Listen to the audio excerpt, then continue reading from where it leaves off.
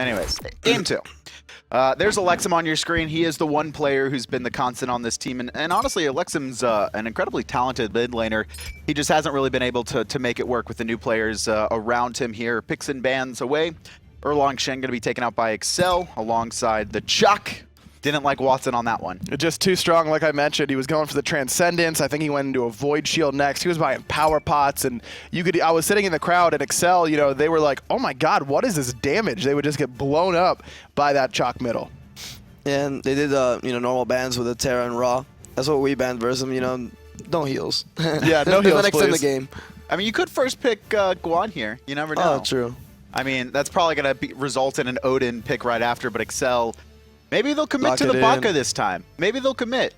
They could. Alexum's smiling a little bit. He's like, all right, let's do it. Let's take it away from Rapio. Jeez, Waiting. You think they'll lock it in? No. I hope so. I think they will. He's giving me a smile. No, there it is. It's the Jing 10. exceL playing it like that here. No Neith ban though, so still, Rival gonna let him go back to the Neith. Maybe a little bit worried about that on her last game. I mean, we did see the kill. May as well. Honestly, if I was Rival right now, even though this is a little bit like trolling, I would still practice comps. Like I would still practice because you're not gonna get any other practice. If some if V2O eager, they gonna have to play one game, and you should be practicing strat / chemistry or what went wrong. Well, this time Rapio is gonna get the Bakasura, so I mean, looking more like a legitimate start to a team composition this time. They have the Xing way, always useful, and we know they've been willing to actually run this Bakasura as a legitimate pick. Sort of. Hopefully, we'll see Rapio with a little bit more success this time around than he had with it yesterday. Arachne and Xbalanque locked in. RedDevil still trying to expand that god pool. He's on number 3 right now. They're like, you know what? I think he played on her. He's like, okay, I think I got a couple he's other like, gods. oh, dude, this is easy. Pull out the Xbalanque. And I mean, the direction here for exceL is they have a lot of damage on these characters. A lot of damage, not as much mobility as we saw last time through the first 3 picks. Really lacking in the CC department as well, I would say. Xing Chen obviously brings a decent amount of CC. Arachne does have the stun, but guaranteeing 3 auto attacks on the same target to get a stun, it's not simple. And Xbalanque is just there to do damage. He's not setting up for anyone. Yeah, it's like awkward CC. It doesn't really correlate with each other. Final pick here coming in for Rival. They have a couple options to go. I would like to think they'd pick their mid here, and they do. They're going to lock in the Zhong. So, we've seen NA bring out the Zhong, and I think EU felt that a little bit. This could be a little bit of a practice station. Rival actually banned it both games against Eager, and Unri, as far as I know, it's not really in his god pool. So they must have really been traumatized by Shaliber on that. Shaliber just, ult it and just ran into their backline. I mean, what is it that Zhong brings out? Because we see him, he's never out of the meta, but he's never in meta. He kind of just fluxes in every once in a while, depending on the player. What is it that you guys like about him? It's just the damage. Like you're gonna confirm damage regardless. Whether they pop shell, the only way is to disengage with the heavenly, but. And with Gem being buffed, it's a great. He builds a second item and it's OP. Like if you want to grab Shell right as a first active, and then you want to use it like as soon as he pops ult, but you're getting slow now. So now it's utility instead of just damage. So you have those options here, and Guan Yu going to be banned away by Rival as well. Still no healing, and it's a lot of tanky characters here. They ban away Khepri as well, and then exceL take out Fafnir and Athena. Kind of those primary supports that we've seen. Rival like to go to. Zenborne is going to have to go to something else. We've usually seen him on that Fafnir. He played Athena against Sword day 1. Those are the 2 gods. Sobek is the other one that I really think of when I think of Zenborne. That is still available and can't do very well up against Xbalanque. You can interrupt that Rising Jaguar in the first part of the dash before it becomes CC immune. It's a small window, though, to do that. How about a Bacchus? Oh, Geb. Yeah, Geb. I mean, Geb works too, right? Because, this is going to allow that Bakasura to go and dive the backline. That's what he's trying to do is find that either mid laner, whatever they pick, or that Xbalanque, and that Geb shield going to be able to help him outbox in those trades. Nox being hovered right now for Elexum in the mid lane.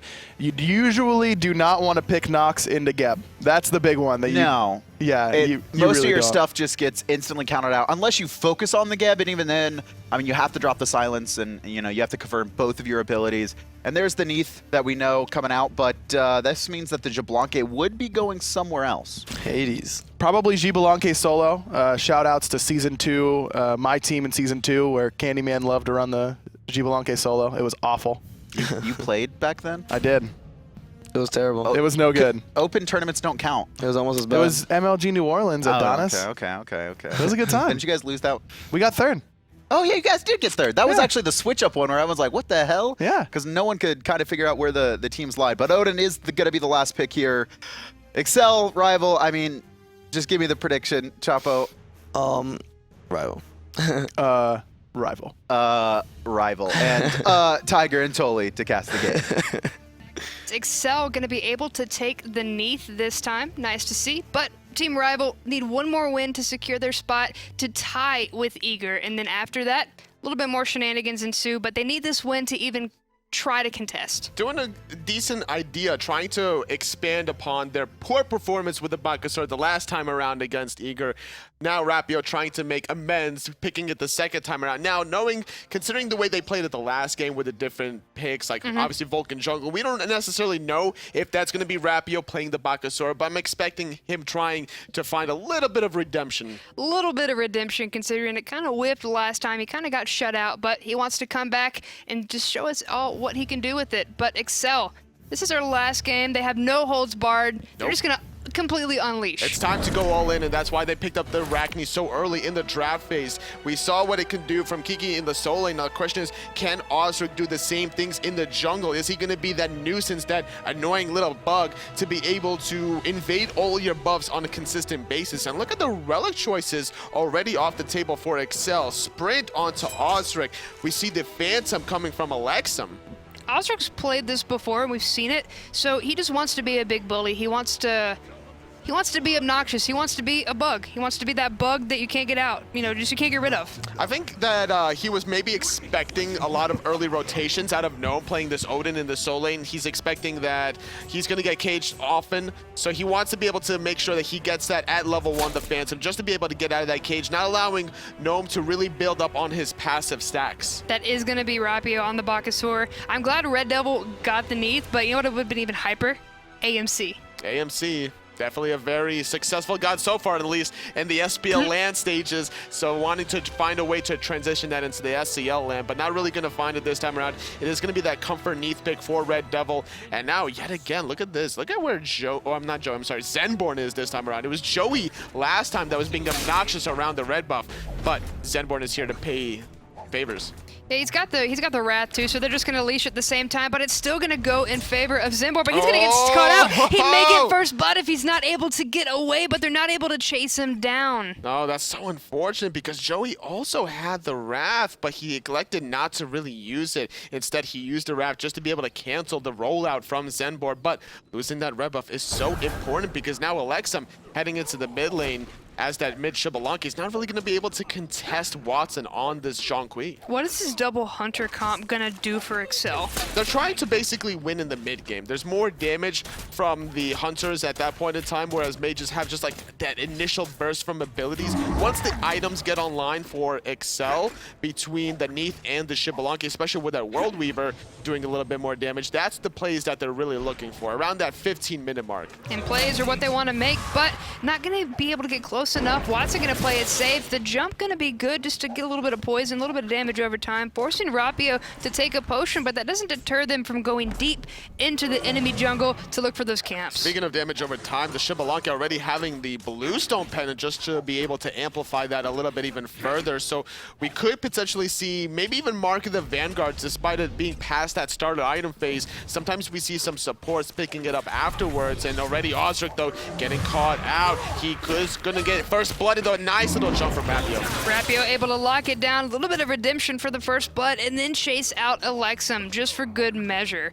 But first blood going to Rival, going to get a nice little boost to their coffers in the form of 500 gold. Yeah, and that's going to be 1,500 gold already. Not even the 2-minute mark. They're doing a good job accelerating the pace of the game at this point. They're going to be able to hit level 5 first in mid and jungle as a result. The Ghost will come out sooner rather than later for Rival. They could start looking to be going for even more plays, already being very very fancy, trying to get off the ultimate of the Bakasura in the mid lane. And I like the aggressive rotations coming out from Gnome. He was in mid earlier, coming from the left side, did a bird bomb just to chunk Elexum down to about half health, where he's still struggling, and then heads right back over to solo to tango with Killy. It's been so action-packed, I would say, like for Gnome specifically, because he is level 5. Just now hitting level 5 is Coach Killy on this Xing Chen, and we could see even more rotations out of Gnome as a result. Now, he did go for the Wrath option over the teleport, so he's going to have to be very well timed about when he decides to back just to be able to finish off his boost. He obviously doesn't want to miss out on a huge important wave.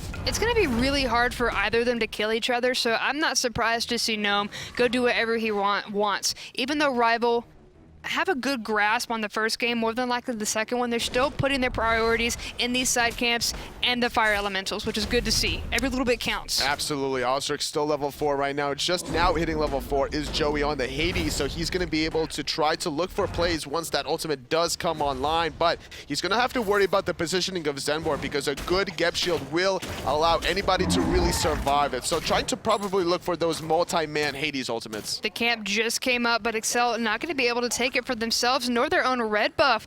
Both of their lower camps just got taken, speed and red. Going to try to secure mana for themselves, but Rival looking pretty hot to come on in. They're trying to find ways to keep applying the pressure. Rapio being able, not able rather, to steal that away because the Wrath is available for Joeeey. And now with a jump down, the Silent Sphere just not in position. RedDevil getting taken out in a 2-on-1, but look at this. We have Coach Killy trying to find the 1-on-3 onto Gnome. The shield, though, buying him a little bit of time, but here comes Rapio. They're trapped inside the cage. They're not going to be able to get away, and Rapio's just going to town. Joeeey looking very low. Nothing to heal off on for Joeeey or the rest of the team. Rapio going to be able to jump away just fine, and Killy going to try to clean up. He's just so fast with that speed buff. And we also see that he's completed the ninja tapping, and now Watson, though, in a little bit of trouble. He's forced into using that ultimate, and now Joeeey being taken out on the backhand side. Rapio has returned. Rapio chasing down, but not quick enough to lock down Elexum without that Fatal. It's going to take a jump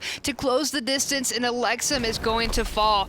Zenborne getting a decent amount of damage onto Auzrik, but able to scurry away. Zenborne was there for the Geb shield. Unfortunately, the Rapio didn't really recognize that he used the purification instead. So a little bit of a miscommunication depending on whether or not Zenborne called it or Rapio didn't really quite hear the call. They still find the kill, negating the World Weaver, allowing him to chase that last kill. Still an aggressive play, and it still worked out for them. 4 kills up our Rival. Now seeing a very decent lead starting out before that 5-minute mark.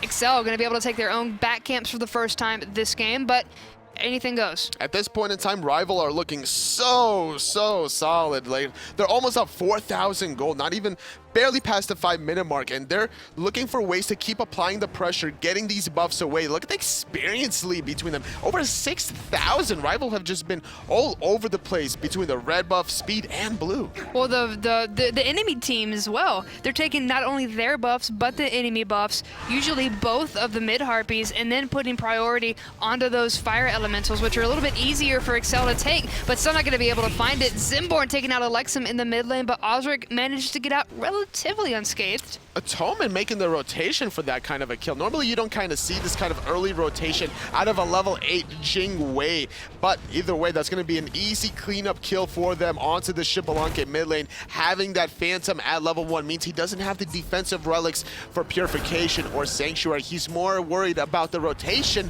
coming out of Gnome in the soul lane, which is not something that you probably need to worry about that early on. But if you're going to be having no defensive relics, you need to be making sure that you're positioned around your Guardians more often. Joeeey and Gnome both looking low, but Rival want to put the pressure onto the mid lane. 3 here. Elexum going to get knocked up. Watson just enough to keep them at bay while Rapio goes and takes the speed buff again. Just doing a good job of using the Bakasura Eat Minion. It's very easy to find a jungle camp into that execute threshold, and that's what you really need to do as a Bakasura. Just look for momentum-based plays, because Bakasura in the late game, when everybody's level 20, everybody's 6 slotted, is not the most useful jungler in the world. world, so you have to be looking for these invades whenever you can get them. Elemental's going to fall to Rival once again, and that's just going to continue their lead going through. Looking at a couple of thousand already, and like you mentioned earlier, the experience already looking very dire. 3-level difference between the junglers. Rapio doing very well, 3-0 and 0 currently. And he's so fast with that speed buff and warrior type, almost finishing off that Fatalis, and once that's complete, it's going to be very difficult to really get away from Rapio, as well as being able to chase him down if he overextends. But the ultimate coming through, Auzrik taking a lot of damage and a little slowed, but able to scurry away with barely an inch of his life, healing up like a little bit because, well, Arachne things. But Team Rival did what they wanted to do and completely just broke through any defense exceL had. Joeeey has been doing a good job using his rafts defensively whenever he can find that right opportunity, just disrupting the dive potential from Rapio. After the CC immunity from his ultimate has faded away from the Bakasura, he's able to really stop that. But look at this, the dive past the tier 2 tower, trying to find the solo kill onto RedDevil. Nice backflip, but agility going to be on point. One more hit and Atonement going to be able to find it, but dove very deep. Going to find Xbalanque here as well. Going to be able to fly away, but Atonement not on the good deal, but with one more attack, it's going to be bad. Auzrik coming around the corner, and that's going to be Atonement getting punished for being way too deep. It took 2 players after finding that solo kill just to be able to take out Atonement, and I like the idea that he had, because we saw RedDevil with the Transcendence Rush. He doesn't have the mobility to really get away from Xing. There's a lot of gap closers between the ultimate of Xing, the agility dash combination, and as a result, it was very easy for Atonement to find the solo kill, but having to overcommit between the tier 2 tower and the Phoenix means that it's worth it for exceL to trade RedDevil for Atonement every single time because of that 4-level disadvantage. Rotations coming through once again. Even though we're not seeing any kind of objective play right now, Rival's still going for these smaller camps. Fire Elemental's going to go down once again, but I wouldn't be surprised if we saw Rival try to pinch in this mid tower. And they're still going to be aggressive. Rapio, though, probably bit off a little bit more than he could shoot, but we see Zenborne with a nice gap show, the ultimate Cataclysm knockup, the last in hand, finding Joeeey this time around as Rapio does make the disengage away from Killy. That Cataclysm was on point. Furious Roar just barely off the mark. The jukes were too real coming out from Rapio. Gonna get away just fine. Watson in the mid lane, however. I want to talk about Zenborne. That Cataclysm was fire. Yes, but there's gonna be ghosts instead of fire this time around. Trying to chase the bug. There's gonna be able to continue the spreading the ghost. You just need to find one more card, and he finds it. That should be a kill. That should be damage over time enough. Auzrik doesn't even worry about trying to run away. He knows his fate is coming. Better to just look at it and take it in strides. And that's going to be another free kill for Rival, extending their lead even further now into the dual lane. Atonement is really feeling himself as he dives past that tier 1 tower. 6-level lead over RedDevil. The Darkest of Nights are coming out, trying to find Zenborne. They are successful in doing so, but it's going to be Joeeey probably getting traded out.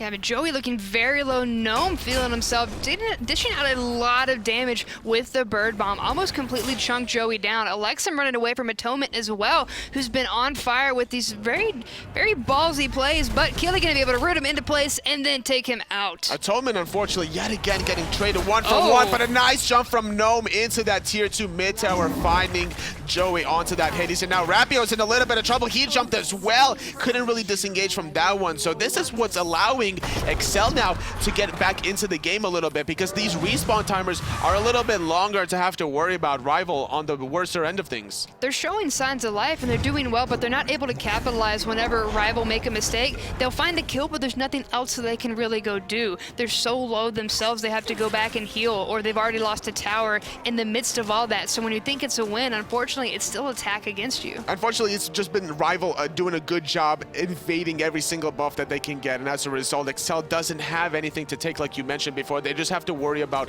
constantly finding any waves that they can get at this point, closing the level gap, because when we look at it in a mirror aspect, you know, the only thing that's even at this point is the soul laners, both at level 12. Everything else heavily favors Rival. Killy doing a good job. Like I mentioned earlier, the survivability of Xing is what's keeping Killy in this game right now. Gnome completely chunking, but it's going to take more than a Bird Bomb to deplete the health completely for this Xing. It's really rough on Auzrik, Elexum, RedDevil, and even Joeeey we're seeing is starting to falter when it comes to that defensive capabilities against this Odin. And heading at the 12-minute mark, this is where Odin wants to make the rotations at this point. He has the Blink at level 13. He has hided the Urchin, so the more assists and kills he can can get, the more health they'll be stacks. Elexum getting stuck between a rock and a hard place, trying to find solace in the root in the tier 2 tower. A couple of demons are going to hit him, but it's not going to be enough. Rapio going to blink forward, catch him in, and take him out. There's just the speed buff and the fatalities. You cannot get away from this Bakasura, and you cannot get away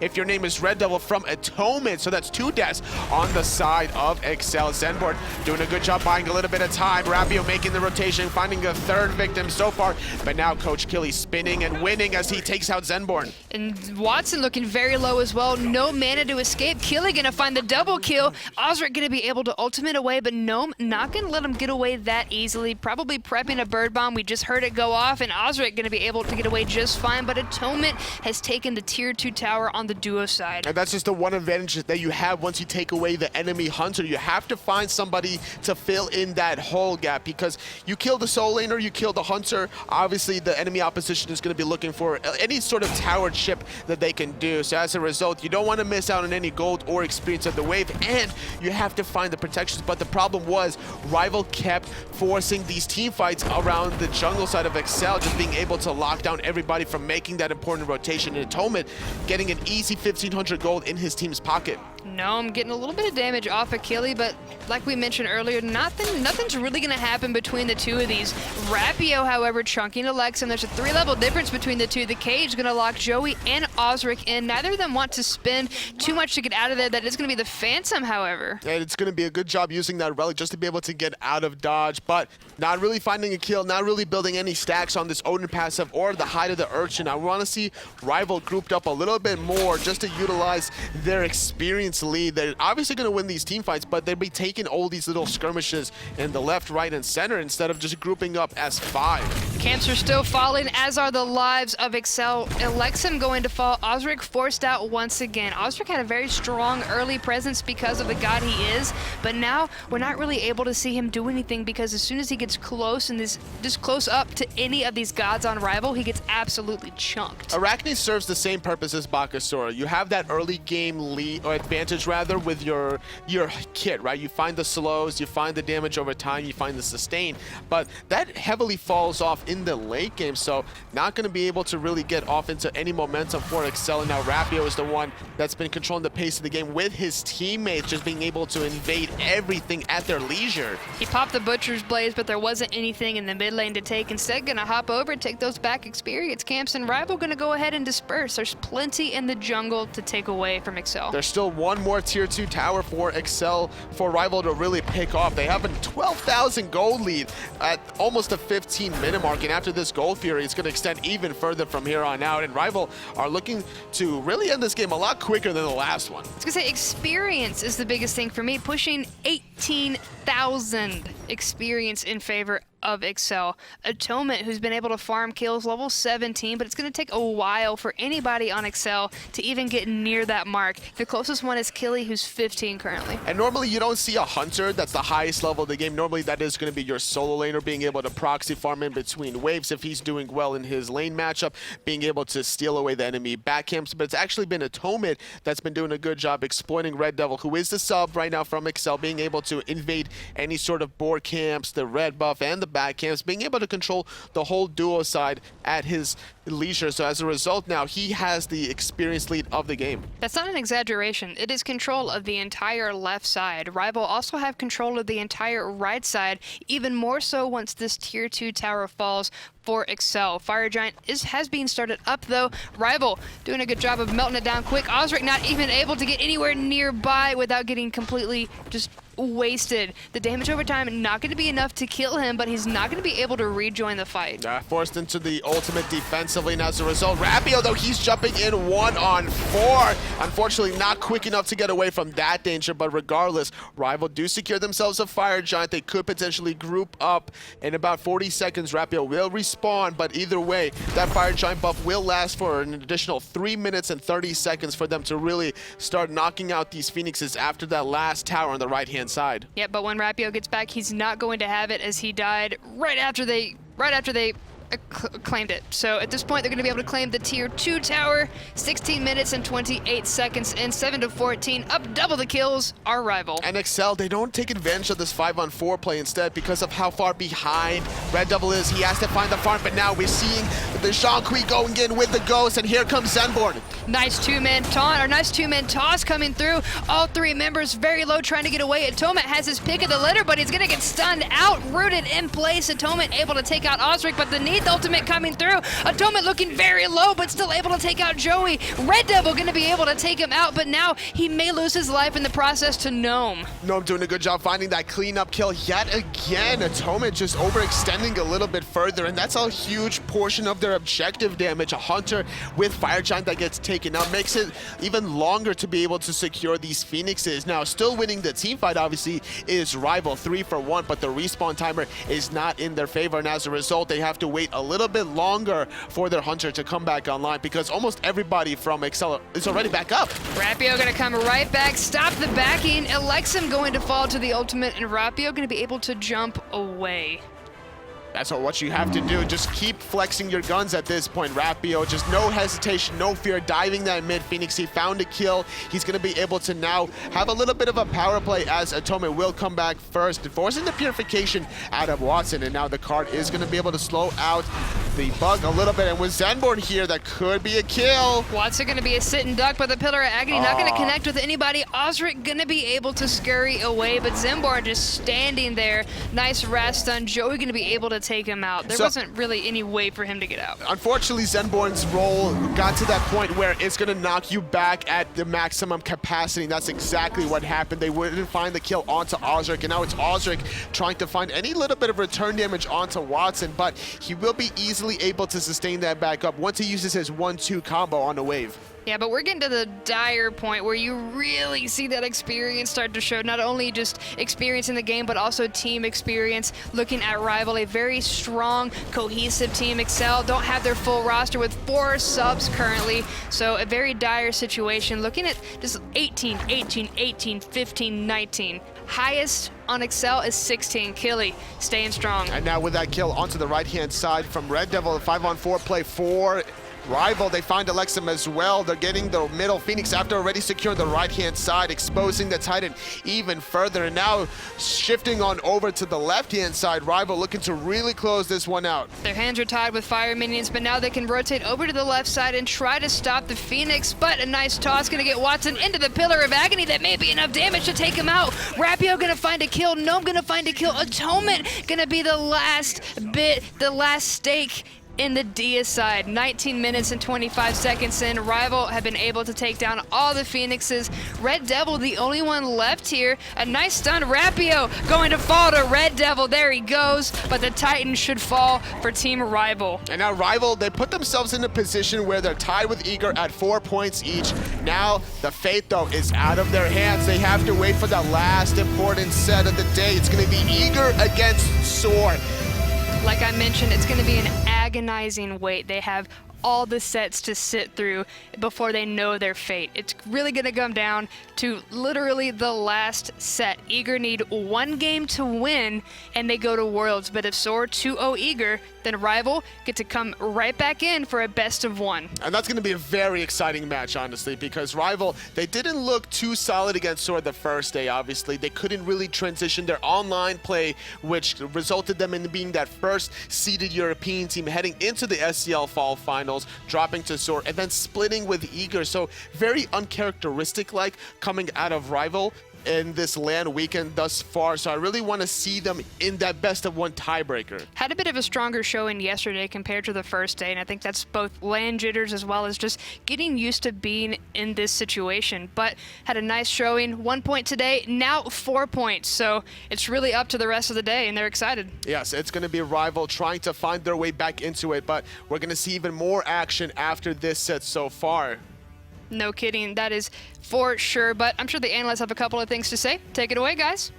Rival won. That's about it. Once again, dominating performance from them. exceL, obviously, I mean, I know we've been reiterating it, but unfortunately had 4 subs. They weren't able to win a game here, but you know, moving forward into next year, I know they have the players that were supposed to be here, so we'll see what they can do. But Rival right now, poised, they are, they still do have a chance now. Yeah, exactly. They're waiting on you guys, basically. At the end of the day, they're going to need Soar to get that 2-0 to force that one-game tiebreaker up against Eager to go to Worlds. I mean, Chapo, how much preparation are you doing for that match versus Eager? As much as we did for Arrival. Like, we came here to dominate, not to, you know, even though Eagers are homies and everything, we're here just to show that we're the best. Yeah. And that's what we saw, a lot of like troll games towards the end of some of the SPL stages, but seeding is still important here, and you definitely want to be near the top because with such a short group, you know, with only 4 teams going to Worlds, that seeding is extra important. No, 100%. And, you know, I mean, whoever wins from, I think today, Aware versus Allegiance is going to be the first seed. So it's like, you know, the bottom team, the weaker team of that is going to be versus us after we win, you know, 2-0. Yeah, Okay. let's talk about this Aware versus ALG matchup real quick because this is going to be a big one. They both defeated Cyclone and Elevate 2-0. Now they're going to go head-to-head. I mean, Allegiance coming into this were definitely the favorites in their group, but Aware has stepped up immensely, aggro. And it's been multiple players for them. And usually it was just the chaotic purpose, the layers of death show, you know, how hard can their jungler carry? But it's been Baronic stepping up in that mid lane. It's been Dr. Al and Amaterasu's looking good. Cameron had a game where he went like 7-0.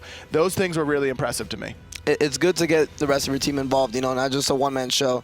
You know, you hype up your teammates. You know, Layers wasn't playing that good, to be honest, in the, you know, his last 2 games. But, you know, Baronic shows up, Cameron shows up, and, you know, this is a team game at the end of the day. Exactly, and that's the most surprising thing to me is that during their online stage, I mean, you're looking at them critically. If you were preparing for Aware, you would have just said, okay, shut down Layers and we're good to go. You know what I mean? But to come out to LAN and come with these preparations, having Baronic be the focus with the raw, that sort of stuff really impressed me for Aware. It was a phenomenal performance from them, and that's going to be the match up next. We're going to take a short break and be right back with Aware versus Allegiance.